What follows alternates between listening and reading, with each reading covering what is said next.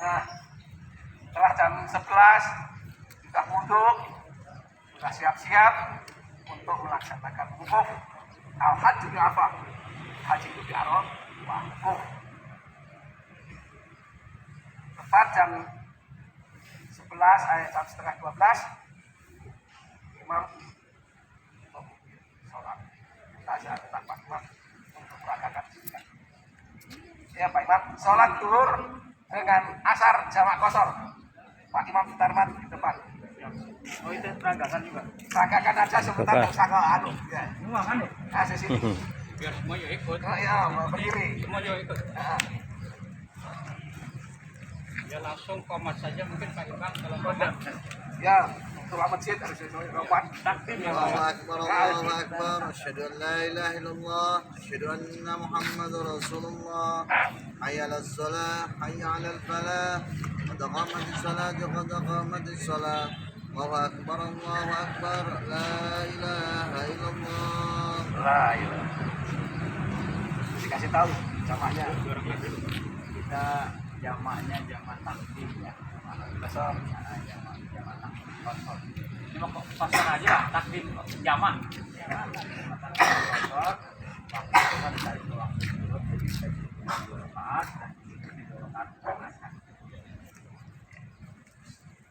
Dalam hati kita niatkan itu 2 rakaat untuk zuhur, tarik asar ditarik kepada zuhur itu.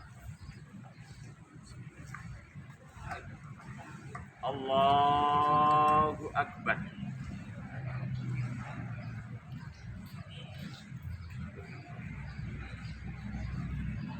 Allahu Akbar.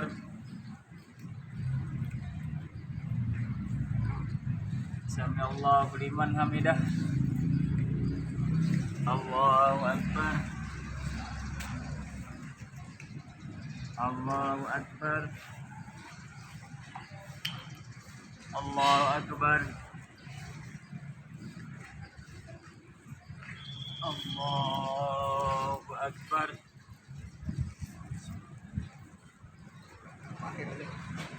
Allahu Akbar. Sami Allahu liman hamidah.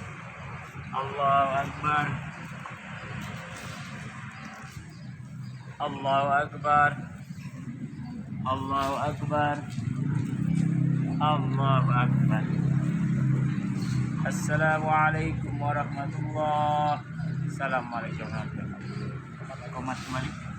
Allahu Akbar, Allahu Akbar. Asyhadu an la ilaha illallah, asyhadu anna Muhammadar Rasulullah. Hayya 'alas shalah, hayya 'alal falah. Qad qamatis shalah, qad qamatis shalah.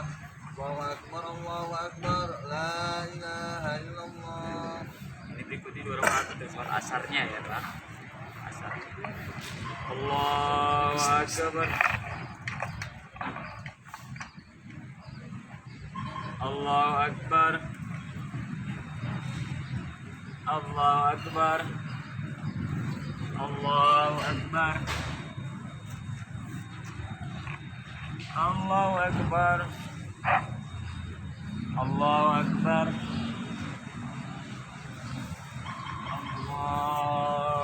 Allahu Akbar. Allahu Akbar. Allahu Akbar. Allahu Akbar. Allahu Akbar. Allahu Akbar. Allahu Akbar. Assalamualaikum warahmatullahi wabarakatuh. Assalamualaikum. Zuhur sudah, asar sudah, dan jamak dan kosor. Assalamualaikum warahmatullahi wabarakatuh. Alhamdulillah rabbil alamin. Asyhadu an la ilaha illallah wahdahu la syarika lah wa asyhadu anna Muhammadan abduhu wa rasuluh. Allahumma sholli ala Muhammad wa ala alihi wa sahbihi. Ya ayyuhallazina amanu wa qulu qawlan sadida yuslih lakum a'malakum wa yaghfir lakum dzunubakum wa man yuti'illah wa rasulahu faqad faza fawzan 'azima. Wa qala aidan a'udzu billahi minasyaitonir rajim. Bismillahirrahmanirrahim. Wa atimul hajja wal umrata. Saudara-saudaraku yang sedang berada di tanah suci, yang diimpikan oleh berbagai umat Islam, juga saudara-saudaraku di tanah air yang saat ini mungkin tengah dilanda kerinduan dan harapan yang melanda dalam untuk menunaikan ibadah haji. Saat ini kami sedang berkumpul di tanah Arafah. Demi Allah, majelis kita ini tengah disaksikan oleh Allah. Pertemuan ini juga disaksikan oleh para malaikat yang didekatkan. Inilah saat haru kita. Allah membagikan hamba-hambanya di depan jamaah para malaikat. Hamba-hamba Allah ini datang di tempat ini dari seluruh penjuru negeri dengan rambut kusut masai, badan berlelah letih. Tiada yang mereka harapkan itu semua selain dari wajah Allah SWT. Inilah saat yang dirindukan oleh hamba-hamba yang beriman. Mereka mungkin saja tinggal di pelosok pedalaman yang sangat terpencil. Setiap hari mereka merindukan ingin dijamu oleh Allah di padang Arafah yang suci. Ada yang keningnya sampai hitam karena setiap malam sujud mengimbang kepada Allah. Ada yang air matanya hampir kering karena tak putus menangis ingin dikasih Allah, ingin dijamunya oleh Allah dalam jamuan haji yang penuh berkah. Ada pula yang sepanjang waktu menabung keuntungan, mengumpulkan uang dari hari ke hari. Semua itu dilakukan semua karena ingin meraih tiket ibadah haji ke tanah suci. Saudaraku yang dimuliakan Allah, di sinilah tempat yang paling tepat untuk bertafakur, merenungi diri. Entah mengapa justru diri kita yang mendapatkan kesempatan ziarah ke tanah haram, ke Baitullah. Entah mengapa, karena karunia dan nikmat ini jatuh kepada kita yang sedang wukuf di Arafah ini. Padahal andai kata kita jujur, andai kata kita berani berkata jujur,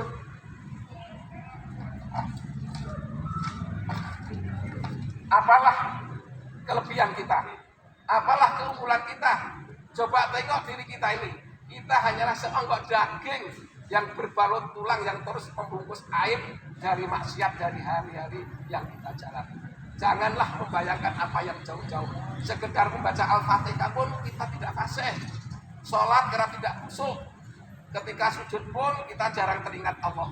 Entah mengapa kita dipilih menjadi orang yang berhak bersimpul di tanah Arafah ini. Mengapa, wahai saudaraku?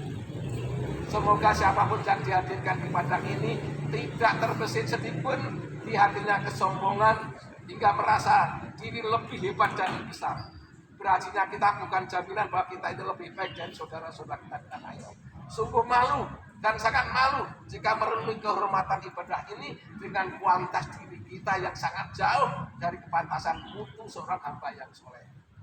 Bahkan semua ini bisa menjadi hutang yang harus kita pertanggungjawabkan. Siapa tahu kita berada di tanah suci ini justru berkat doa orang-orang yang soleh yang memintakan ampun untuk jenis manusia yang berlumar dosa seperti kita ini.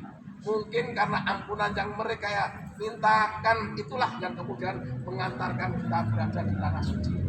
Saudara-saudaraku yang ada di padang Arafah dan juga saudara-saudaraku yang ada di tanah air, bangsa kita saat ini sedang dicekam keprihatinan.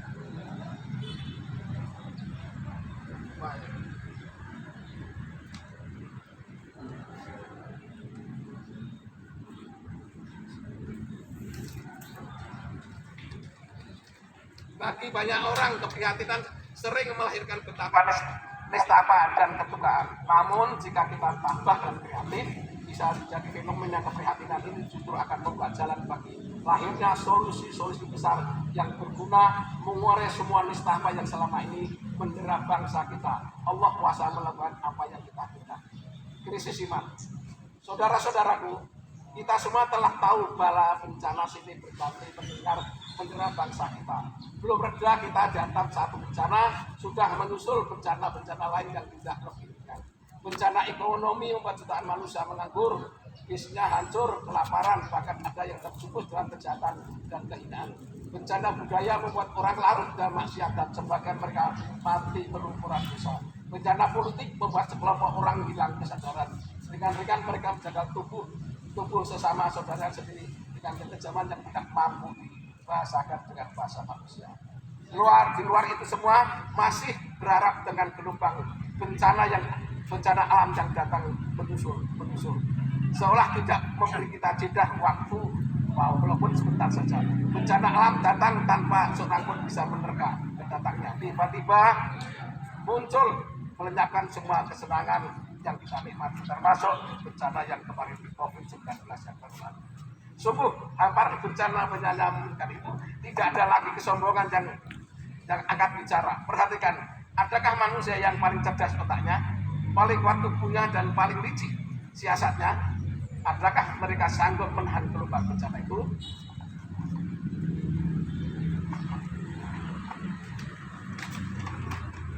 Multi bencana yang selama ini terjadi, ada yang menyebutnya sebagai krisis ekonomi, krisis politik, krisis apa saja. Namun pada kita ini adalah krisis iman.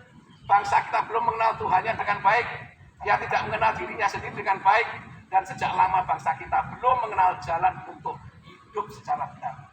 Lihatlah bagaimana hidup di dunia ini telah diurus dengan cara yang kurang tepat. Selama ini kita tidak memberi tempat yang pantas untuk mengenal Allah.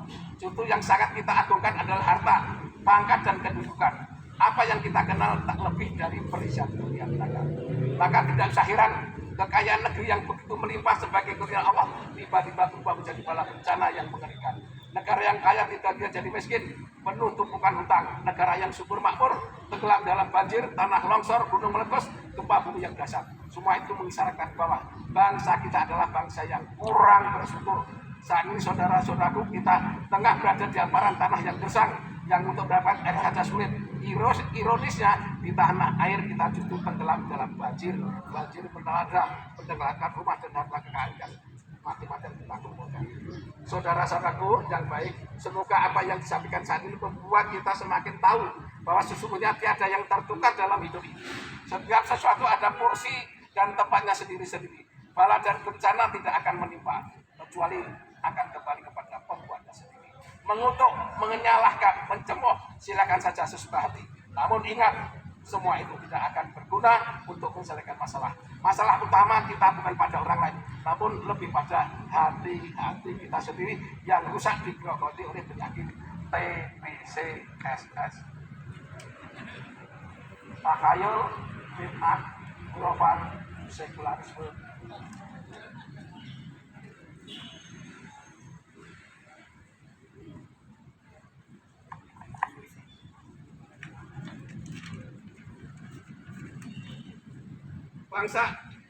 Bangsa yang kurang iman akan tercermin dari kualitas akhlaknya. Iman yang buruk pasti melahirkan akhlak yang rusak. Manusia akan kehilangan sifat amanah ketika dititipi uang.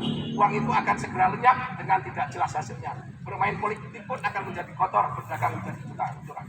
Maka tidak akan pernah benar bangsa ini jika tidak pernah bersungguh-sungguh kembali kepada Allah dengan menjadikan prinsip perbaikan akhlak sebagai landasan hidup berbangsa dan bernegara, dan menjadi pribadi yang soleh dan pemimpin yang soleh. Maka untuk nikmatlah kita berdoa sama-sama. Allahumma rabbana dhalamna anfusana wa illam taghfir lana wa tarhamna lanakunanna minal khasirin. Rabbana atina min ladunka rahmah wa hab lana min amrina rasyada. Wahai Rabb yang Maha menyaksikan, Engkau menjanjikan hari ini adalah hari yang penuh kemuliaan. Engkau menjanjikan di hari ini diampuni lumuran dosa-dosa. Engkau menjanjikan pada hari ini akan mengabulkan permintaan orang-orang yang minta. Engkau pula yang menjanjikan bahwa pada hari ini doa-doa diijabah. Ya Allah, inilah kami, hamba-hamba yang hina, ini tengah menengadah dengan menghibah kepadamu, sehingga apapun diri kami adalah makhluk ciptaan kami, mohon di hari ini yang penuh kemuliaan ini, ampunilah ya Allah dosa-dosa kami.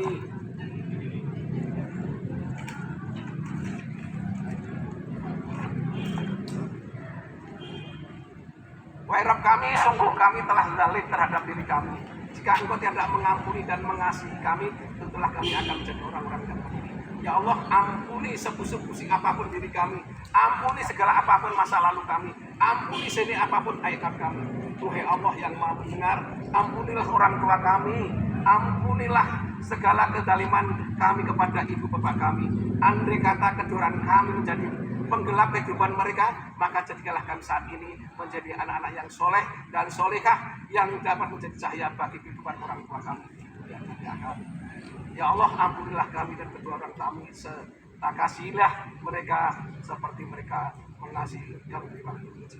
Ya Allah, selamatkanlah orang tua kami yang berkeluhan dosa. Islamkanlah yang belum Islam, berhidayah bagi yang masih tersesat, pertemukan bagi kami yang belum pernah berjumpa dengan ibu bapaknya. Ya Allah, lapangkanlah kuburnya bagi yang ada di dalam kubur, cahayalah kuburnya dan ringanlah kisahnya. Jadikanlah mereka ahli surga. Ya Allah, tolonglah ya Allah, darah daging melekat pada tubuh kami ini, air matanya, keringannya. Tolongkan kami menjadi anak yang tahu balas budi.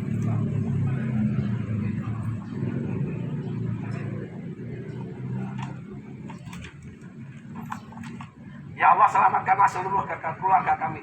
Jangan biarkan keluarga kami menjadi sumber bencana. Beri hidayah bagi yang belum mengenalmu. Jangan biarkan keluarga kami cerai-berai, hina di dunia, hina di akhirat. Ya Rabb, selamatkanlah guru-guru kami, para ulama yang telah memahamkan hidupnya di jalan-Mu. Selamatkanlah orang-orang yang mendoakan kami secara terang-terangan maupun secara terang. Rabbana atina min ladunka rahmah wa hab lana min ladunka rahmah. Rabbana atina fid dunya hasanah wa fil akhirati hasanah wa qina adzabannar. Subhanakallahumma wa bihamdika asyhadu an la ilaha illa anta. Akhirnya, assalamualaikum warahmatullahi wabarakatuh.